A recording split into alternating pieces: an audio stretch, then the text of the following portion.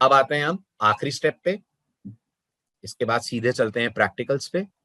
Step 3, और step 3 है programme को रन कैसे करते हैं, एग्जीक्यूटिंग और रनिंग ऑफ अ प्रोग्राम।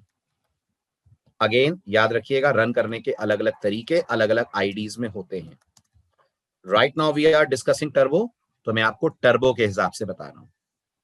तो नोटिस करिए, टर्बो आईडी के अंदर प्रोग्राम रन करने के भी आपके पास मल्टीपल ऑप्शंस होते हैं। आई रिपीट, टर्बो आईडी में प्रोग्राम रन करने के भी हमारे पास मल्टीपल ऑप्शंस होते हैं। पहला ऑप्शन होता है हम प्रोग्राम को रन करें बाय यूजिंग रन मेन्यू। हमारे पास रन मेन्यू नाम का ऑप्शन होता है, हम उससे प्रोग्राम को रन कर सकते हैं। दूसरा ऑप्शन होता है हम प्रोग्राम को रन करें ऑल्ट आर से, और तीसरा ऑप्शन होता है हम प्रोग्राम को रन कर सकते हैं कंट्रोल प्लस F9 से। तो तीन ऑप्शंस आपके पास होते हैं रन करने के, रन मेन्यू से रन कर लें, ऑल्ट आर से कर लें, या कंट्रोल F9 से कर लें। याद रखिएगा, कुछ कंप्यूटर्स पे कंट्रोल F9 काम नहीं करता, ग्राफिक्स कार्ड के सपोर्ट ना होने के कारण। तो ऐसी स्थिति में कंट्रोल F9 प्रेस करते ही आपका आईडी बंद हो जाएगा। कुछ स्टूडेंट्स ऐसा भी फेस करते हैं, वो आपके सिस्टम के हार्डवेयर कॉन्फ़िगरेशंस के कारण होता है। बट इन जनरल थ्योरेटिकली आप इंटरव्यू में यही बोलेंगे कि टर्बो में कोड रन करने के हमारे पास तीन ऑप्शंस हैं। पहला ऑप्शन है ऑल्ट आर से कर सकते हैं, दूसरा ऑप्शन आप रन मेन्यू से कर सकते हैं, और तीसरा ऑप्शन आप कंट्रोल F9 से कर सकते हैं। तो पहले मैं इनको लिख दूं, फिर आपको रन होने पर क्या होता है उसकी स्टोरी भी सुनाता हूं। सो टू रन आवर प्रोग्राम, अच्छा पहली बात तो बताइए रनिंग का मतलब क्या होता है। कंपाइलेशन का मतलब तो अपन ने पढ़ लिया, ट्रांसलेशन होता है। What is the meaning of running a program, जल्दी बोलिए। Running a program means generating its output. Program output तभी देगा ना जब आप उसे रन करेंगे। फॉर एग्जाम्पल, आपने 2 नंबर ऐड करने का कोड लिखा, क्या कोड को कंपाइल करने से 2 नंबर ऐड हो जाएंगे? आपने 2 नंबर ऐड करने का प्रोग्राम बनाया, क्या प्रोग्राम कंपाइल करने से 2 नंबर ऐड हो जाएंगे? नहीं होंगे। प्रोग्राम कंपाइल करने से प्रोग्राम मशीन कोड में कन्वर्ट होगा। हमें 2 नंबर ऐड करके उनका रिजल्ट तभी दिखेगा जब हम कोड को एग्जीक्यूट करेंगे, जब हम कोड को रन करेंगे। दैट मीन्स जब भी किसी प्रोग्राम को चलाना है, उसका आउटपुट देखना है, तो हमें उसे रन करना पड़ता है। यस, आप व्हाट्सएप पे टैप करते हैं तो आप उसे रन करते हैं। मोबाइल में कोई भी गेम खेलते वक्त टैप करते हैं तो टैप करके आप उस गेम को रन कर रहे होते हैं। बिल्कुल ऐसे अपने सी प्रोग्राम को भी आपको अगर आउटपुट में कन्वर्ट करना है तो आपको इसे रन करना पड़ेगा। और रन करने के लिए, and for doing this, Turbo IDE provides us multiple options. इस काम के लिए भी टर्बो IDE हमें मल्टीपल ऑप्शंस देता है। क्या क्या है वो मल्टीपल ऑप्शंस? पहला option, we can run the program using run menu. हमारे पास मेन्यू बार में एक रन मेन्यू होगा, हम उससे रन कर सकते हैं। दूसरा तरीका, हम प्रोग्राम को रन कर सकते हैं ऑल्ट प्लस आर की कॉम्बिनेशन से, कीबोर्ड शॉर्टकट कहते हैं इसको। और तीसरा तरीका, आप प्रोग्राम को रन कर सकते हैं by using control plus F9। हालांकि याद रखिएगा, on some systems this option closes the IDE, so check it before using it। खास तौर पे विंडोज 10 के सिस्टम्स में याद रखें। ठीक है, तो मैंने थ्योरेटिकली आपको तीनों बताएं, कोई दिक्कत नहीं है, डायरेक्ट रन हो सकता है। कंट्रोल F नहीं होता है बेटा, F9 होता है, कंट्रोल F कुछ नहीं होता है। ओके, आप डायरेक्टली रन कर सकते हैं, कोई प्रॉब्लम नहीं है। बस ध्यान से सुनिएगा, अगर आप डायरेक्टली रन करते हैं तो ये जो विंडो आपको मैंने अभी दिखाई, ये वाली विंडो, ये विंडो आपको नजर नहीं आएगी अगर प्रोग्राम में कोई गलती नहीं है तो। दोबारा मेरी बात ध्यान से सुनिएगा, सवाल है क्या हम बिना कंपाइल करे सीधे प्रोग्राम को रन कर सकते हैं? तो जवाब है हाँ, कर सकते हैं। अगर हम प्रोग्राम को डायरेक्ट रन करते हैं तो ऑटोमेटिकली IDE इंटरनली उसे कंपाइल कर देता है। बस दिक्कत इतनी सी है कि अगर आप प्रोग्राम को डायरेक्ट रन करते हैं तो जो विंडो मैंने आपको बताई थी वो विंडो आपके स्क्रीन के ऊपर नहीं आएगी। वो विंडो जो आपको मैंने बताई थी ना, जिस विंडो के अंदर आपको मैसेज मिल रहा था इतनी एरर इतनी वार्निंग, वो विंडो आपको आपके स्क्रीन के ऊपर नहीं दिखेगी। Is everyone clear with this? समझ आ रही है बात? ठीक है, लेकिन तब दिखेगी जब आपके कोड में एरर होगी, बस तभी नहीं दिखेगी जब कोड में एरर ना हो। ये भी याद रखिएगा। ऐसा नहीं है कि अगर एरर हुई और हमने डायरेक्ट रन कर दिया तो क्या आउटपुट आ जाएगा ना। अगर एरर हुई और आपने डायरेक्ट रन करा तो ये विंडो आएगी, बकायदा इस विंडो में लिखा हुआ आएगा कितनी एरर्स हैं। लेकिन अगर एरर नहीं हुई तो ये विंडो नहीं आती है। हालांकि इस विंडो का आना कोई बहुत इंपॉर्टेंट नहीं है, बट क्योंकि आप बिगिनिंग स्टेज पे हैं, शुरुआती स्टेज में हैं, इसलिए इट्स बेटर आप कोड के एक एक पार्ट से फेमिलियराइज हो। आ रही है बात समझ?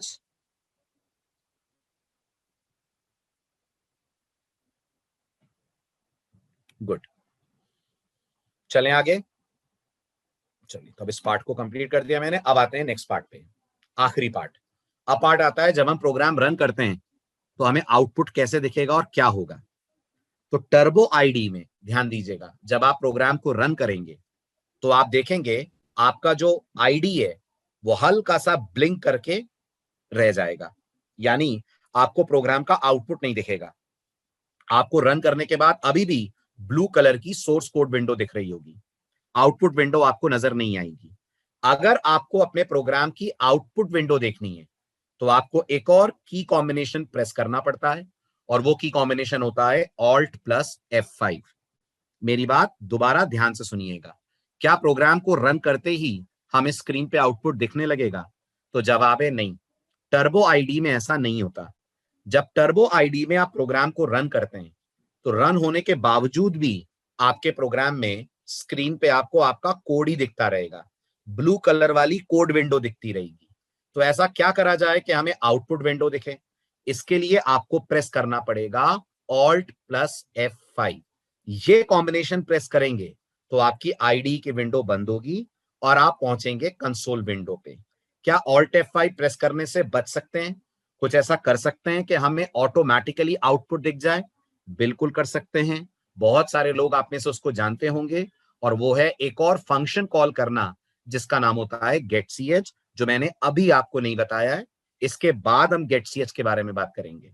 अभी बगैर getch के हम प्रोग्राम चला रहे हैं क्योंकि मैं ये गलतफहमी दूर करना चाहता हूं जो 10 में से 6 बच्चों को होती है कि बिना getch के तो प्रोग्राम चलता ही नहीं है। ऐसा बिल्कुल नहीं है कि बिना getch के प्रोग्राम नहीं चलता। ये बहुत बड़ी गलतफहमी है। बिना getch के भी प्रोग्राम चलेगा। बस फर्क इतना है कि आपको आउटपुट देखने के लिए एक और की कॉम्बिनेशन प्रेस करना पड़ेगा, और वो की कॉम्बिनेशन है Alt प्लस F5। तो मैं इसको भी मेंशन कर दे रहा हूं पॉइंट्स के साथ। ठीक है, एक स्पेशल नोट, वो स्पेशल नोट ये है, इन टर्बो आईडी, याद रखिएगा ये बाकियों के लिए नहीं है, ये सिर्फ टर्बो आईडी की बात हो रही है। In turbo IDE to see the output of the code, हमें अपने कोड का अगर आउटपुट देखना है, we have to press another keyboard shortcut called as Alt plus F5। क्या होता है Alt plus F5 प्रेस करने से? This opens the console window. ऐसा करने से कंसोल विंडो ओपन हो जाती है and we can view the output of our program. ठीक है, हालांकि हम इस प्रोसेस से बच सकते हैं। However, we can avoid the use of Alt plus F5 if we make or call the function getch in our program. If we make use of or call the function getch in our program, जो हमने अभी तक नहीं पढ़ा है, जो हम इसके बाद पढ़ेंगे। ठीक है, समझ आया सबको?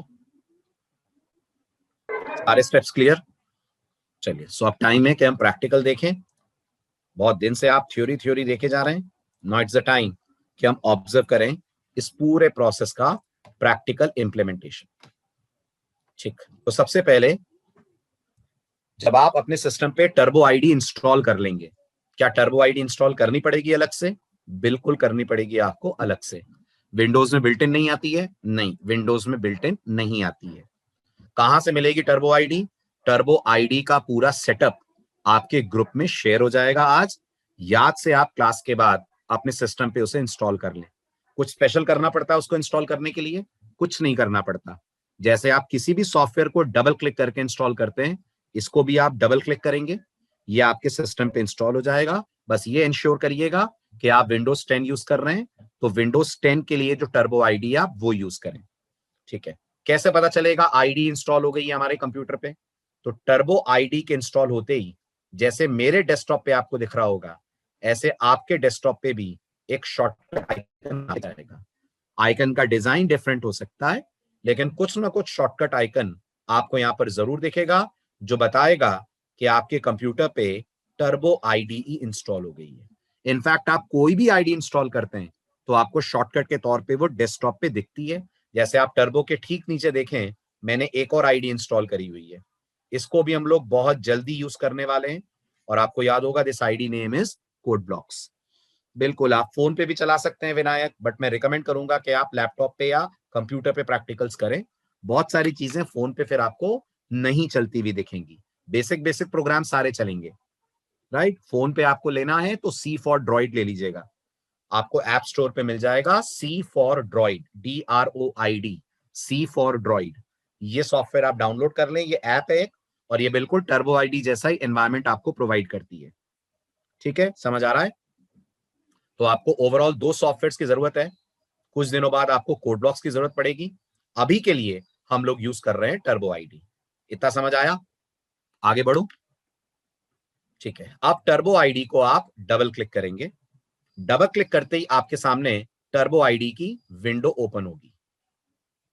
तो जैसे ही आपने डबल क्लिक करा, नोटिस करिए आपके सामने ये एक विंडो ओपन होगी जो टर्बो आईडी को आपके सिस्टम पे लॉन्च करेगी। ठीक है, मेरे पास क्योंकि इस समय जूम से मैं कनेक्टेड हूं, तो मेरी टर्बो आईडी फुल स्क्रीन पे मैं नहीं ओपन करूंगा, क्योंकि जूम में फुल स्क्रीन पे टर्बो आईडी में दिक्कत आती है। आप आराम से अपने घर पे इसको फुल स्क्रीन में ओपन करके चला सकते हैं। मैं इसे छोटी स्क्रीन में चलाऊंगा ताकि स्क्रीन देखने में आप लोगों को प्रॉब्लम ना आए। अगर मैं इसको फुल स्क्रीन कर देता हूं तो जूम में ब्लैक पैचेस आने लगते हैं, ये प्रीवियस बैच ने मुझे बोला था। इसलिए मैं आपके सामने इसको छोटी विंडो में ओपन करूंगा। थोड़ा सा ध्यान से आपको इसका टेक्स्ट वेक्स्ट देखना पड़ेगा, वरना फिर ब्लैक पैचेस आएंगे और आपको दिखने में, कोड समझने में दिक्कत जाने लगेगी। ठीक है, तो टर्बो आईडी को अपन स्टार्ट करेंगे। जैसे ही आप इसको स्टार्ट करेंगे, ये आईडी विंडो आपके सामने लॉन्च होगी। ये फुल स्क्रीन विंडो है इसकी, बट मैं इसको शॉर्ट कर दे रहा हूं ताकि ब्लैक पैचेस की दिक्कत आपको ना जाए। ये इस टर्बो आईडी की आपको मेन विंडो नजर आएगी। अब इस मेन विंडो में आप ध्यान से देखें तो आपको कुछ ऑप्शंस दिख रहे होंगे जो प्रूफ कर रहे हैं कि ये एक स्पेशल सॉफ्टवेयर है। कौन कौन से ऑप्शन? एक रन दिख रहा होगा जो प्रोग्राम को एग्जीक्यूट करेगा, और एक कंपाइल दिख रहा होगा जो आपके प्रोग्राम को कंपाइल करने का काम करेगा। रिकॉल करिए, क्या ये ऑप्शंस नोटपैड में नजर आते हैं? रन और कंपाइल नहीं नजर आते हैं, राइट? तो रन और कंपाइल ऑप्शंस का आना ये बताता है कि ये अपने आप में एक आईडीई है। ठीक, सेकंड, अगर आप ये पता करना चाहते हैं इस आईडी की डिटेल्स क्या है, इसको किस कंपनी ने बनाया, वगैरह वगैरह, तो इस मेन्यू में ऊपर देखिए एक हेल्प का ऑप्शन आपको दिख रहा है। दिख रहा है सबको हेल्प? गुड। हेल्प में जाकर आप अबाउट पे क्लिक कीजिए। जैसे ही अबाउट पे क्लिक करेंगे, आपके सामने टर्बो आईडी से रिलेटेड हेल्प इंफॉर्मेशन आ जाएगी। जल्दी बताइए कौन सा वर्जन यूज हो रहा है? इस हेल्प इंफॉर्मेशन को पढ़ के बताइए। वेरी गुड, हम वर्जन यूज कर रहे हैं 3.0। ओके, कौन सी कंपनी ने बनाया है इसे? कौन सी कंपनी का सॉफ्टवेयर है ये? तो लिखा हुआ साफ आ रहा है, बोरलैंड इंटरनेशनल का सॉफ्टवेयर है, और 1992 का ये आईडीई है। क्योंकि बहुत पुराना आईडीई है, इसलिए आज के डेट में आउटडेटेड है। इस पे ज्यादा काम नहीं करते, हम भी इस पे ज्यादा काम नहीं करेंगे। बेसिक्स ऑफ सी करने के बाद जंप कर जाएंगे टुवर्ड्स कोड ब्लॉक्स आईडी। लेकिन जैसा मैंने कहा, जिंदगी में पहली बार प्रोग्रामिंग पढ़ रहे हैं तो टर्बो आईडी से अच्छा कोई आईडी नहीं है शुरुआत करने के लिए. So we are beginning with this, but at an appropriate time will jump over to Code Blocks IDE. इसके बाद ओके प्रेस करके आप इस विंडो को बंद कर दें. अब आपको अपना पहला प्रोग्राम टाइप करना है. प्रोग्राम टाइप करने के लिए आपको कोड विंडो ओपन करनी पड़ेगी. वो कैसे होगी? वो होगी, आप फाइल मेन्यू में जाएं और न्यू पे टैप करें. जैसे ही न्यू पे टैप करेंगे आपके सामने ये कोड विंडो प्रॉपरली ओपन हो जाएगी. ये ब्लू कलर की जो विंडो आपको दिख रही है, ये आपकी कोड विंडो है. और अगर मैं ऑल्ट F5 करूंगा तो क्या दिखेगा? अगर मैं ऑल्ट F5 करूंगा तो हमें कंसोल दिखेगा. नोटिस करिए, ये हमारी कंसोल विंडो है जिसपे लिखा हुआ आ रहा है सी टर्बो सी बिन टीसी. ये हमारी कंसोल विंडो है और ये हमारी कोड विंडो है. कैसे स्विच करते हैं कोड और कंसोल के बीच में? ऑल्ट F5 प्रेस करके. मैं ऑल्ट F5 प्रेस कर रहा हूं तो मैं आ जा रहा हूं कंसोल पे. एंटर स्ट्राइक कर रहा हूं तो मैं वापस आ जा रहा हूं कोड विंडो में. दोबारा ऑल्ट F5 प्रेस कर रहा हूं तो आ जा रहा हूं कंसोल पे. एंटर स्ट्राइक कर रहा हूं तो आ जा रहा हूं कोड विंडो के अंदर. अब हम यहां स्टार्ट कर रहे हैं हमारा पहला प्रोग्राम, जो पिछले 3 से 4 लेक्चर से हमने व्हाइट बोर्ड पे समझा है. अब हम उसको प्रैक्टिकली करते हैं. तो my first line is hash include stdio.h. My second line is hash include conio.h. Third line will be void. Void का कलर white दिखा आपको? नोटिस कीजिए, void का कलर white दिखा. और जिनका कलर white दिखता है वो कुछ स्पेशल होते हैं? हाँ, होते हैं. वो सी प्रोग्रामिंग में कहलाते हैं keywords. So void is a keyword. Yes, void is a keyword. Okay? इसके बाद आप लिखेंगे मेन पैरेंथेसिस एंटर. अंदर हमारी पहली लाइन थी CLRSCR, राइट. और इसके बाद फिर हम लोग मेंशन करेंगे प्रिंटएफ. प्रिंटएफ में वीडियो लैग कर रहा है क्या? नहीं कर रहा है तो जिनका लैग हो रहा है आप लॉग इन करिए बेटा वापस. आपके एंड पे कुछ दिक्कत होगी. स्क्रीन फ्रीज हो रही है. मैं स्क्रीन में कोई चेंजेस कर ही नहीं रहा हूं, सिर्फ प्रोग्राम लिख रहा हूं, इसलिए आपको शायद ऐसा लग रहा होगा कि फ्रीज हो रही है. मैं विंडो मूव करता हूं, आप बताइए विंडो मूव होती हुई दिख रही है? मैं विंडो मूव कर रहा हूं, विंडो मूव होती हुई नजर आ रही है? हाँ, इसका मतलब फ्रीज नहीं है स्क्रीन, राइट. हाँ, CLRSCR की स्पेलिंग ठीक कर रहा हूं मैं, CLRSCR. ठीक है, अब सही है. फिर उसके बाद मैंने लिखा प्रिंटएफ. प्रिंटएफ में लगाया मैंने डबल कोट्स. डबल कोट्स के अंदर मैंने टाइप करा हेलो यूजर. ठीक है, और इसके बाद मैंने करली ब्रेस बंद करा. पूरे प्रोग्राम को मैं हाईलाइट कर दे रहा हूं ताकि आप अच्छे से प्रोग्राम को देख सकें. समझ में आ रहा है प्रोग्राम? ये वही प्रोग्राम है जो आप इतने दिनों से देख रहे थे. गुड. आगे बताइए, प्रोग्राम में कितनी लाइनें हैं? प्रोग्राम में हमारे कितनी लाइनें हैं? तो प्रोग्राम में कितनी लाइनें हैं ये आपको साफ पता चल रहा होगा अगर आप ध्यान से इस लाइन को नोट करें. यहां नोटिस करिए 7 लिखा हुआ आ रहा है. तो प्रोग्राम में टोटल 7 लाइन है. अगर आपको लग रहा है सर वो 2 क्या है जो 7 के साइड में है, तो वो कर्सर की कॉलम पोजीशन है. कर्सर की कॉलम पोजीशन. मैं जितना कर्सर को राइट पे ले जाऊंगा उतना ये नंबर बढ़ता जाएगा. तो आप इस कॉलम पोजीशन को छोड़ें. नंबर ऑफ रोज आपको कोलन के पहले दिख रही हैं और नंबर ऑफ रोज कर्सर के आखिरी पोजीशन के अनुसार 7 बताई जा रही हैं. आ रही है बात समझ? ठीक है, अब हम इस प्रोग्राम को करते हैं कंपाइल. कंपाइल कैसे करना है? कंपाइल करने के लिए कंपाइल मेन्यू में जाना है. कंपाइल नाम के ऑप्शन पे टैप कर देना है. जैसे ही आप इस पे एंटर स्ट्राइक करेंगे प्रोग्राम कंपाइल हो जाएगा. नोटिस करिए ये वही विंडो है जो आपको अभी मैंने 10 मिनट पहले व्हाइट बोर्ड पे ड्रॉ करके दिखाई थी. ठीक, नोटिस करें नंबर ऑफ लाइंस कंपाइल्ड दिख रही हैं. नंबर ऑफ लाइंस कंपाइल्ड आ रही हैं 461. वार्निंग्स आ रही हैं 0. एरर्स आ रही है 0 और नीचे सक्सेस आ रहा है जो ये बता रहा है कि आपके प्रोग्राम में अभी तक कोई सिंटेक्स एरर नहीं है, प्रोग्राम परफेक्ट है. अगर आपको लग रहा है सर एरर होती तो क्या होता, तो देखिए एरर होती तो क्या होता. वो छोड़ दीजिए, मेमोरी का मतलब है कितना स्पेस आपका ये कोड मेमोरी में कंज्यूम कर रहा है. मेमोरी की बात हम लोग तब करेंगे जब हम लोग डीएमए पढ़ेंगे, बहुत आगे की चीज है, अभी छोड़ दीजिए. ठीक है, चलिए नेक्स्ट. अब मैं जानबूझ के गलती करता हूं ताकि आपको एरर आने पर क्या होता है वो भी नजर आए. तो मैंने सेमीकोलन हटा दिया. क्या सेमीकोलन ना लगाना सिंटेक्स एरर में गिना जाता है? सी लैंग्वेज में बिल्कुल गिना जाता है। अब मैं इसी कोड को दोबारा कंपाइल करता हूं, तो नोटिस करिए जैसे ही मैंने कंपाइल करा एरर्स आ गई 1, राइट। नोटिस करिए नंबर ऑफ लाइंस कंपाइल भी कम हो गई, क्योंकि जब प्रोग्राम में एरर आती है तो कंपाइलर कंपाइलेशन रोक देता है और कई सारी लाइनों को छोड़ देता है। और जब ऐसा होता है तो आपके मैसेज में कुछ चेंजेस आ जाते हैं नंबर ऑफ लाइंस पे, तो आपको एरर के केस में नंबर ऑफ लाइंस पे ज्यादा ध्यान नहीं देना चाहिए। वो आप नहीं बता सकते कितनी आएंगी, वो कंपाइलर की इंटरनल पॉलिसी है, लेकिन आपको एरर जरूर दिख जाएगी कि प्रोग्राम के अंदर एक सिंटेक्स एरर है।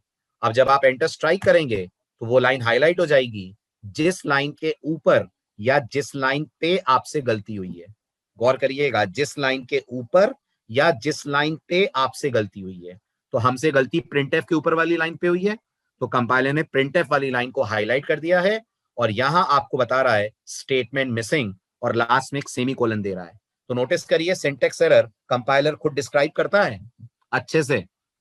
यस, कंपाइलर बहुत अच्छे से आपको सिंटेक्स एरर डिस्क्राइब करके देता है। ये समझाता है आपको कि आपके कोड में किस तरह की गलती आपसे हो गई है। फाइन, अब आप इस गलती को सुधारिए। सुधारने के लिए क्या करना पड़ेगा? सुधारने के लिए आपको कोड विंडो में जाना पड़ेगा और CLR पे लगाना पड़ेगा सेमीकोलन। अब कोड में एरर नहीं आएगी, नहीं आएगी। अब ये वापस एरर फ्री हो गया। अब आपको फिर मैसेज मिलेगा एरर 0। रन कैसे करना है? रन करने के लिए आप Alt+R प्रेस करेंगे। नोटिस करिएगा हल्का सा ब्लिंक होगा, लेकिन मुझे आउटपुट नजर नहीं आएगा। ध्यान से देखिएगा, ब्लिंकिंग दिखिए आपको, हल्की सी ब्लिंकिंग, हल्का सा फ्लक्चुएट हुआ, फ्लैश हुआ स्क्रीन, पर हमें कोई रिजल्ट्स नहीं दिखे। वो रिजल्ट्स देखने के लिए क्या करना पड़ेगा? Everyone please respond. रिजल्ट्स देखने के लिए प्रेस करना पड़ेगा आपको Alt+F5। Alt+F5 प्रेस करेंगे तो आपको आपके प्रोग्राम का आउटपुट नजर आएगा, राइट। पुराना वाला जो टेक्स्ट था वो कहां गया? यहां पर एक टेक्स्ट लिखा हुआ था, अगर आपने देखा हो तो शुरुआत में क्या टेक्स्ट लिखा हुआ था यहां पर? यहां पर लिखा हुआ था C:\Turbo C3 \bin/TC, ऐसा कुछ लिखा हुआ था। ये कहां चला गया टेक्स्ट? ये इरेज हो गया, क्योंकि आपने कॉल करा था CLR SCR। ना करते CLR SCR कॉल, तो अगर ना करते तो ये टेक्स्ट स्क्रीन पे आपको लिखा हुआ नजर आता। आई बात समझ? पॉइंट क्लियर हुआ? ठीक है, अब 2-3 जरूरी बातें आपको और बता रहा हूं मैं, ठीक है, ध्यान से देखिएगा अच्छे से। अब एक डाउट जो मुझसे कुछ लोगों ने व्हाट्सएप पे पूछा है, हमें कैसे पता चलेगा कि हमारी कौन सी हेडर फाइल में कौन कौन से फंक्शंस अवेलेबल हैं? तो अगर आपको यह पता करना हो किस हेडर फाइल में कौन कौन से फंक्शंस अवेलेबल हैं, तो आपका काम बहुत आसान ये आईडी बना देता है। जैसे मुझे पता करना है math.h में कौन कौन से फंक्शंस हैं, सपोज करिए। हाँ, रन के बाद Alt+F5 करना है पलक, पहले रन करना है फिर Alt+F5 प्रेस करना है। आप रन के पहले Alt+F5 प्रेस करेंगे तो कोई आउटपुट नजर नहीं आएगा। रन करिए पहले, फिर Alt+F5 प्रेस करिए, ठीक है। तो अब सुनिए ध्यान से, अगर आपको ये पता करना है math.h में कौन कौन से फंक्शंस अवेलेबल हैं, तो टर्बो आईडी आपके इस काम को बहुत आसान कर देता है। आप math.h लिखिए और अपने माउस को math.h पे ले जाकर राइट क्लिक कर दीजिए। जैसे ही आप माउस को math.h पे ले जाकर राइट क्लिक करेंगे, नोटिस करिए आपको कुछ लिस्ट नजर आ रही है। जल्दी बताइए, कुछ लिस्ट नजर आ रही है? और इस लिस्ट के ऊपर वर्ड लिखा हुआ है फंक्शन। ये जितने आपको येलो कलर में दिख रहे हैं, ये सब क्या हैं? ये सब मैथमेटिकल फंक्शंस हैं। ये सारे मैथ्स बेस्ड फंक्शंस हैं जो आपको कहां मिल रहे हैं? जो आपको मिल रहे हैं इनसाइड math.h। अभी ये चिंता मत करिएगा सर इन्हें कैसे यूज करते हैं, वो मैं आपको धीरे धीरे जैसे जैसे कोर्स आगे बढ़ेगा बताऊंगा। अभी बस मैं आपको ये बता रहा हूं, किसी हेडर फाइल के सारे फंक्शंस की लिस्ट देखनी हो तो हेडर फाइल के नाम पे राइट क्लिक कर दिया जाता है। आई रिपीट, किसी हेडर फाइल के सारे फंक्शंस देखने हो तो हेडर फाइल के नाम पे राइट क्लिक कर देते हैं। ऐसा करते ही आपको हेडर फाइल के सारे फंक्शंस की लिस्ट दिख जाएगी। और अगर आपको लग रहा है सर हेडर फाइल्स कितनी है ये पता करना हो, तो ये जो विंडो आपके सामने खुली है, हाँ उसी पे आ रहा हूं तृप्तांश, ये जो विंडो आपके सामने खुली है, इस विंडो को नीचे स्क्रॉल करिए। नीचे एक ऑप्शन दिख रहा है जो मैंने हाईलाइट करा है, जल्दी बोलिए। बिल्कुल बॉटम ऑफ द स्क्रीन पे एक ऑप्शन दिख रहा है, दिख रहा है। क्या ऑप्शन है? लिखिए जरा चैट विंडो में, क्या ऑप्शन दिख रहा है? चैट विंडो में टाइप करिए तो क्या ऑप्शन दिख रहा है जिसको मैंने हाईलाइट करा है? Very good. चैट आपको लिख रहा है option list of all header file. इस ऑप्शन को सेलेक्ट करके एंटर स्ट्राइक कर दीजिए। ये जो आपके सामने लिस्ट आ रही है, ये किसकी लिस्ट है? Everyone please respond. ये लिस्ट है टर्बो आईडी के अंदर मौजूद तमाम हेडर फाइल्स की। ये टोटल सारी हेडर फाइल हैं। अब इसमें एक और नोट करने लायक बात आपको बता रहा हूं, वो आपके नोटिस में शायद ना आई हो। गौर करिए, इस लिस्ट में आपको सी लैंग्वेज की हेडर फाइल भी दिखेगी stdio.h, और आपको C++ की हेडर फाइल भी दिख रही होगी जिसका नाम है iostream.h। दोनों दिख रही हैं। क्यों दिख रही हैं? क्योंकि मैंने आपसे कहा था जो IDE C++ को सपोर्ट करेगा वो C को भी 100% सपोर्ट करेगा। और आप देख सकते हैं ये IDE टर्बो C++ के नाम से है। स्क्रीन पे देखिए, इसका नाम भी आ रहा है टर्बो C++। क्योंकि ये C++ सपोर्ट करता है तो ये C को भी सपोर्ट करेगा। आपको अलग से C के लिए कोई टर्बो आईडी का दूसरा वर्जन डाउनलोड करने की जरूरत नहीं है। यही आईडी में C चलेगी, यही आईडी में आप C++ भी चला सकते हैं। समझ आया? आगे बढ़े। ठीक है, ये तो हुआ प्रोग्राम लिखना। चला के भी देख लिया, एरर भी देख ली, सब आपने देख लिया। अब आता है इस प्रोग्राम को सेव कैसे करें, आईडी को क्विट कैसे करें। तो प्रोग्राम सेव करने के लिए आप फाइल मेन्यू में जाएंगे। फाइल मेन्यू में आपको सेव नाम का ऑप्शन मिलेगा। सेव नाम के ऑप्शन पे आप एंटर स्ट्राइक कर दें। आपके सामने विंडो आएगी। अपने प्रोग्राम को जो भी नाम देना है वो नाम देकर आप सेव कर दें। मैंने प्रोग्राम का नाम अपने नाम पे दे दिया है सचिन। एंटर स्ट्राइक कर दीजिए। प्रोग्राम सचिन के नाम से सेव हो गया है। बस इस बात पे गौर करिएगा, बाय डिफॉल्ट जो एक्सटेंशन आ रहा है सचिन का, वो आपको .cpp नजर आ रहा होगा। आ रहा है नजर? जो इसका एक्सटेंशन है, नोटिस करिए, वो बाय डिफॉल्ट CPP है। मतलब इस वक्त ये प्रोग्राम सेव हुआ है एज C++ प्रोग्राम। अगर आपको लग रहा है सर इसको मुझे C की तरह करना हो, तो जहां आपने सचिन लिखा था वहां सचिन के बाद लगा दीजिएगा .c। अगर आप सचिन .c से सेव करेंगे तो ये बन जाएगा C का प्रोग्राम। अगर .cpp से करेंगे तो बन जाएगा C++ का प्रोग्राम। यहाँ एक और गलतफहमी दूर आपकी हो गई होगी जो बहुत सारे स्टूडेंट्स के दिमाग में होती है कि C++ के प्रोग्राम में तो iostream लगाई जाती है। ऐसा कोई कंपल्शन नहीं है। हम C++ के प्रोग्राम में भी C लैंग्वेज की हेडर फाइल, C लैंग्वेज के फंक्शंस का इस्तेमाल कर सकते हैं। C++ लैंग्वेज C लैंग्वेज को भी सपोर्ट करती है। इसीलिए नोटिस करिए, मेरे प्रोग्राम का एक्सटेंशन .cpp होने के बावजूद ये प्रोग्राम अभी भी कंपाइल रन दोनों होगा और मुझे आउटपुट भी देगा। समझ आ रही है बात?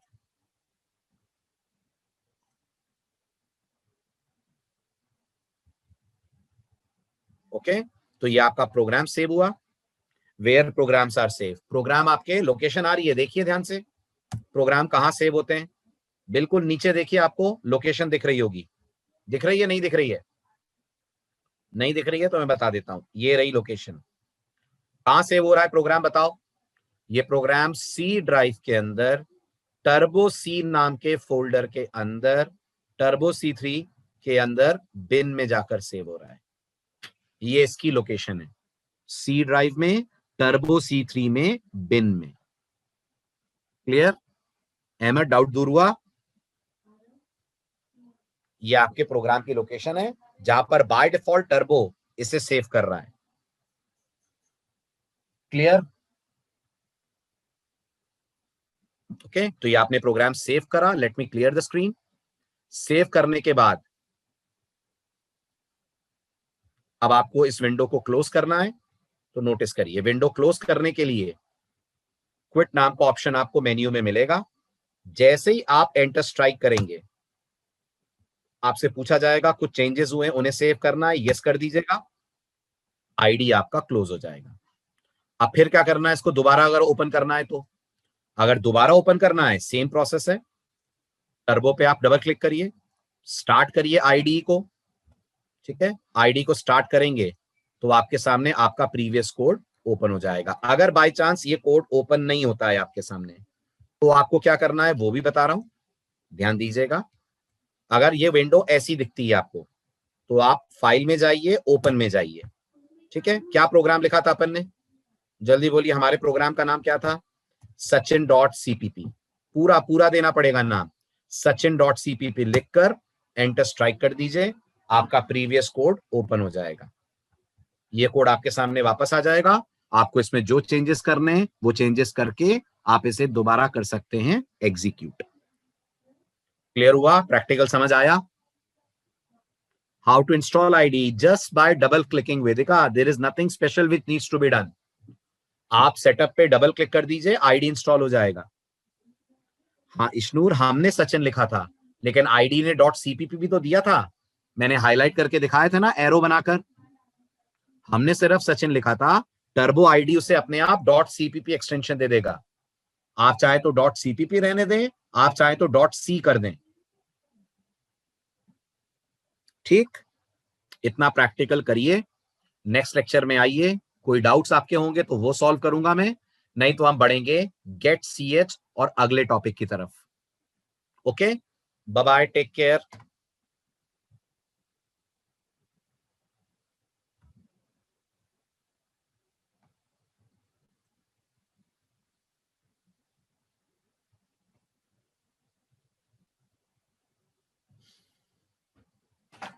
आपको एक्सट्रैक्टेड फाइल ही मिलेगी, आपको कुछ एक्सट्रैक्ट करने की जरूरत नहीं है।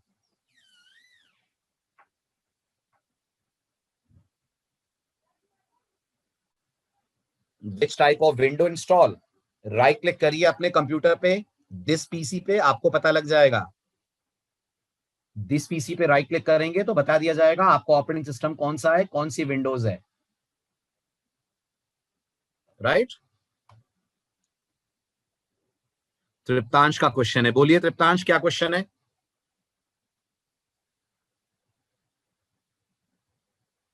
ओके